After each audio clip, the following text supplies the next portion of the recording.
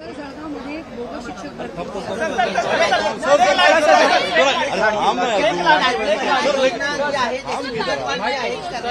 Sir, आता तुम्ही बैठक घेतली, काय नेमकं चेंजेस केलेलं आहे, काय निर्णय घेतलेला आहे? मुख्यमंत्री माझी लाडकी बहीण योजना आम्ही जाहीर केली सरकारने आणि त्यामुळे सर्व आमच्या बहिणी जिल्हाधिकारी तहसीलदार कार्यालयावर आपल्या या योजनेमध्ये सामील होण्यासाठी योजनेचा लाभ घेण्यासाठी जी गर्दी झालेली आहे आणि आमच्या भगिनींना वाटतं की 15 दिवसामध्ये आम्ही जर ते निकष आणि पात्रता पूर्ण केली नाही, आम्ही नोंद केली नाही तर आम्हाला लाभ मिळणार नाही असा जो काही गैरसमज पसरलेला आहे महाराष्ट्रातल्या आमच्या बहिणींच्या मनामध्ये, तो आज आम्ही बैठकी घेऊन दूर केलेला आहे। ही योजना जी आहे त्याचे जे काही प्रक्रिया आहे त्याची मुदत 31 ऑगस्टपर्यंत वाढवण्यात आलेली आहे। 31 ऑगस्टपर्यंत सगळे जी काय प्रक्रिया आहे ती महिला भगिनींनी पूर्ण करायची आहे आणि त्यांना लाभ जो आहे मी ऑगस्टमध्ये जरी हा फॉर्म भरला किंवा पात्रता सिद्ध झाली तरी त्यांना जुलैचा 1 जुलैपासून पैसे मिळणार आहेत। 1 जुलै मग ऑगस्टमध्ये झालं तर जुलै आणि ऑगस्टचे 2 महिन्याचे पैसे मिळतील आणि जी काही गर्दी झाली आहे जे निकष जे आहेत ते देखील आम्ही सुलभ केलेले आहेत, सुटसुटीत केलेले आहेत। त्याच्यामध्ये जन्माचा दाखला असेल, त्यांच्याकडे जे काही डोमिसाईल आपण मागतो अधिवास त्याच्या बरोबर त्याच्याऐवजी समजा जन्माचा दाखला असेल, शाळेचा दाखला असेल 15 वर्षापूर्वीचा, रेशन कार्ड पिवळा आणि केसरी 15 वर्षापूर्वीचा असेल किंवा वोटर लिस्टमध्ये त्यांचं नाव असेल तर त्यांना याच्यामध्ये पात्र धरलं जाईल। त्यामुळे कुठलीही काळजी त्यांनी करू नये, कुठलीही चिंता करू नये। आणि दुसरी गोष्ट, या सर्व नोंद आणि प्रक्रियेला कुठलाही एकही रुपया सरकारच्या माध्यमातून घेतला जाणार नाही। कुणी कुणाला पैसे देता कामा नये आणि जे कोणी पैशाची मागणी करतील त्याची तक्रार कलेक्टरकडे त्यांनी करावी, त्याच्यावर कठोर कारवाई केली जाईल, त्याला जेलमध्ये टाकलं जाईल।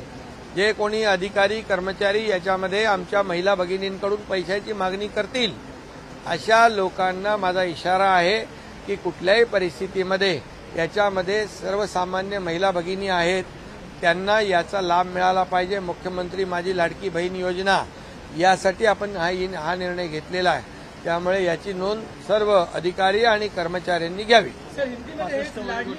आणि दुसरं याच्यामध्ये आणखी आम्ही असा बदल केलेला आहे की 21 ते 60 वर्ष होतं ते 21 ते 65 वर्ष केलेलं आहे। 21 ते 65 वय गटातल्या महिलांना आमच्या बहिणींना हा लाभ मिळेल। त्याचबरोबर जमिनीची अट जी होती 5 एकरची ती पण आम्ही काढून टाकलेली आहे, अगदी सुटसुटीत केलेलं आहे। आणि त्यामध्ये आपल्या सर्व अधिकारी, जिल्हाधिकारी आणि तहसीलदार, प्रांत यांना माझ्या सूचना आहेत की या सर्व योजनेचा लाभ जो आहे या महिला भगिनींपर्यंत पोहोचला पाहिजे, ही सरकारची भूमिका आहे। आणि म्हणून याची जी प्रक्रिया आहे प्रक्रिया सुलभ होण्यासाठी त्यांना महिलांना, आमच्या भगिनींना संपूर्णपणे मार्गदर्शन करण्याचं काम प्रशासनाने करावं। सुलभ कर दी है, सारी प्रक्रिया सरल कर दी है, किस तरीके से लाभ पहुंच सकेगा? मुख्यमंत्री मेरी लाडली बहन ये योजना सरकार ने शुरू की है, लेकिन सब जगह देखने को मिल रहा है कि बहुत भीड़ हो रही है।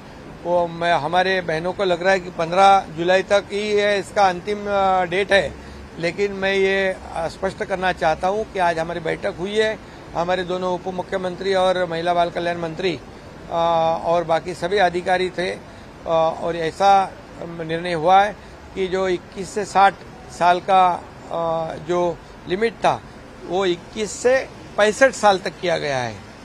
और दूसरी बात, जो मुदत थी 15 दिन की उसको बढ़ाकर 31 अगस्त तक किया है।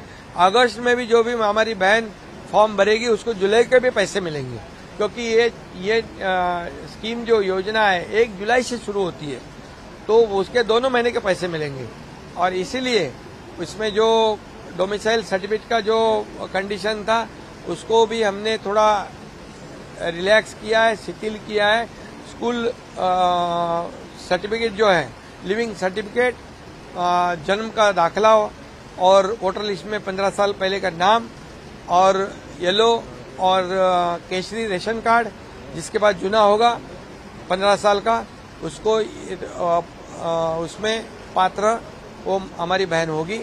और इसलिए बहुत ही सुलभ इसमें हमने सुलभता लाने का निर्णय लिया है। और सभी कलेक्टर, तहसीलदार प्रांत, इन सभी को मेरा कहना है कि ये योजना का लाभ हमारे बहनों तक पहुंचाने के लिए उनको मार्गदर्शन किया जाए। इसमें कोई भी सरकारी अधिकारी, कर्मचारी कोई भी पैसे की अपेक्षा ना करे। इसमें कोई अगर करे तो उसके ऊपर कड़ी कार्रवाई की जाएगी। और मेरे बहनों को भी मेरा कहना है कि कोई भी पैसे का मांग करे तो सीधा उसकी तकरार कलेक्टर के पास करें।